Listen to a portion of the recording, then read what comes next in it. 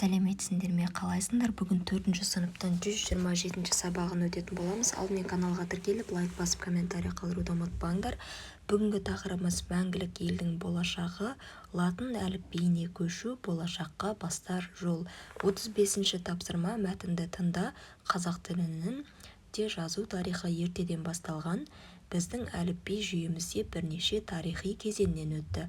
Қазақстан жерін мекендеген көне ғұн сақ тайпалары өз жазуын қалыптастырған. Солардың мұрагері болып саналатын Үйсін, Қанлы, Қыпшақ тайпаларының көне жазулары болған. Одан кейін қазақтар араб графикасына негізделген әліпбиді пайдалана бастаған екен. Одан бері де бірнеше ғасыр өтіпті. Ал 20-шы ғасырда қазақ тілінің әліпби жүйесі өзгерді. 1929 жылы қазақ тілі латын графикасына негізделген жаңа әліпбиге көшірілді. Бұл әліпбиді 1940 жылға дейін пайдаландық. Осы жылдан бастап қазақ әліпбиі тағы өзгертілді. Бұл жолы қазақ тілі кириллицаға негізделген әліпбиге ауысты. Еліміздің тәуелсіздік алғаннан кейін көп ұзамай әліпбиді өзгерту туралы мәселе көтеріле бастады. Оның қазақ тілі заңдылықтарына үйлесімді екенін, тіліміздің сақталып қалуы мен дамуына зор ықпал ететінін, сол арқылы әлемдік өркениетке жақындай түсетініміз дәлелденді. Тиісті орындар 2025 жылға дейін латын әліпбиіне көшу жұмыстарын жүргізіп жатыр. Қазір латын графикасына негізделген қазақ әліпбиінің бірнеше нұсқасы дайындалып, көпшіліктің талқысына ұсынылды. Мәтіннің мазмұны бойынша бір-біріңе сұрақ қойыңдар. Мәтіннің мазмұнына байланысты өз пікіріңді айт. Пікір айтқан кезде қыстырма сөздер мен шылауларды қолдан. Яғни сұрақтарымызды қояйық. Ең алғаш қазақ әліпбиінің басталуы қай тайпадан басталған? Қазақ тілінің әліпби жүйесі қай ғасырда өзгерді? Қай жылы латын графикасына негізделген әліпбиге көштік? 2025 жылға дейін біз қандай әліпбиді үйренуіміз керек деген сұрақтар қойсақ болады. Енді өз пікірімізді білдірейік мәтінге қарап. Яғни айтатын болсақ, бізге дейін қазақ әліпбиі сан алуан болған екен. Әлі де ол әліпбилер алғашқы тайпалардың жазулары музейлерде сақталған. Қазір ол әліпбиді қолданбасақ та оларды сыйлау керек. Біз үшін өткен күннің сыйлағаны көп деп пікір білдірсек болады. Неше түрлі өзгертсеңдер болады. Келесі тапсырма бағананың екі жағындағы сөйлемдерді салыстыр. Сөйлемдерді сөйлем мүшелеріне талда дейді. Біз бір ғана, яғни алғашқы сөйлемдерін ғана сөйлем мүшелеріне талдап шығамыз. Ары қарай өздерің, яғни сұрақ қою арқылы сөйлем мүшелеріне талдайсыңдар. Бірінші және екінші бағанда қарасаңдар, алғашқы сөздері бірінде бөлек, бірінде бірге жазылған. Соны ескере отырып, бірінші қатарда бізде септік жалғаулар, яғни жалғанған сөздер қолданылған, ал екінші қатарда шылаулар берілген екен. Сәйкесінше шылаулардың бөлек жазылатынын білеміз, және олар ешқандай да сөйлем мүшесі болмайды.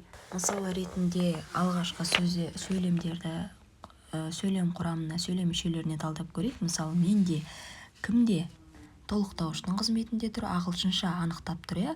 Қандай? Анықтауыш, сөздік, бастауыш, не деген сұраққа жауап береді? Бар деген баяндауыштың қызметінде тұр. Менде, яғни де деген сөйлем мүшесі болмағандықтан мен деген сөз, яғни бастауыш болып тұр. Кім деген шет тілді нені толықтауыш болып тұр. Үйреніп жүрмін, не істеп жүрмін, үйреніп жүрмін, яғни бұл баяндауыштың қызметінде тұр екен. Яғни байқасаңдар, де сөзі бөлек және бірге жазылу арқылы олардың сөйлем мүшелерінің рөлдерін ауыстырып жіберіп жатыр. Есімізге сала кетейік, да, де, та, те шылау болса, атау септіктегі сөзбен байланысады да бөлек жазылады. Мысалы, күн де жылынды, көкте шықты. Да, де, та, те жатыс септік жалғау болса, өзі де жалғанған сөзбен бірігіп жазылады. Мысалы, мал қорада тұр. Мен, бен, пен шылау болса, бөлек жазылады. Мысалы, қағаз бен қалам алды. Мен, бен, пен көмектес септік жалғауы болса, өзі жазылғаннан сөзбен бірігіп жазылады. Яғни мен әкеммен сөйлестім деген секілді. Ендеше келесі жаттығу: жақшаны ашып, мәтінді көшіріп жаз. Жақшадағы да, де, мен дегендердің қайсысын бірге, қайсысын бөлек жазады? Неліктен дейді. Ендеше жақшаларды ашып, дұрыс нұсқасын жазып шығайық және себебін түсіндірейік. Латын әліпбиі әлемде кеңінен қолданылады. Оның да тарихи өте тереңде жатыр. Қазіргі кезде латын әліпбиін әлем халықтарының 40%-дан астамы пайдаланады. Латын әліпбиі мен латын графикасына негізделген қазақ әліпбиімен таныса беру керек. Бұл жерде сөйлемдегі бірге және бөлек жазылу себебі, яғни сөйлемнің мағынасына, сөйлем мүшелеріне байланысты болып келеді. Сол үшін солай орналастырдық. 38 ребусты шеш, тапқан сөзіңді жалғау және шылау ретінде пайдаланып, екі сөйлем құрап жаз. Тарақ сөзінің екі алғашқы әрпі, яғни та деген сөз шығады бізде. Бұл ертегі кітапта бар. Лашық та керек болып қалар. Яғни біріншісінде біз қосымша, яғни жалғауды қолдандық, ал екінші сөйлемде бізде лашық та, яғни та деген сөз шылау болып ерекшеленіп бөлек болып жазылып тұр. Және лашық сөзінің сөйлем мүшесінің ешқандай өзгертуге ұшыраған жоқ. 39-шы жаттығу: кестені толықтыр. Бөлек жазылатын шылаулар, дефиспен жазылатын шылаулар, жалғаулармен тұлғалық ұқсастығы бар шылаулар. Яғни осылардың астарына сәйкес келетін шылауларымызды толтырып шығамыз. Сонда бізде бөлек жазылатын шылауларға да, де, та, те, ма, ме, па, пе, үшін және қой деген сөздер жатады. Ал дефиспен жазылатын шылаулар болса ақ, ау, ай, мыс, міс, ды. Ал жалғаулармен тұлғалық ұқсастығы бар шылауларға да, де, та, те, мен, бен, пен деген жатады екен. Осыны естеріңе сақтап алыңдар. Осымен бүгінгі сабағымыз аяқталды. Назарларыңа рахмет. Сабақта бестік алуларыңа тілектеспін.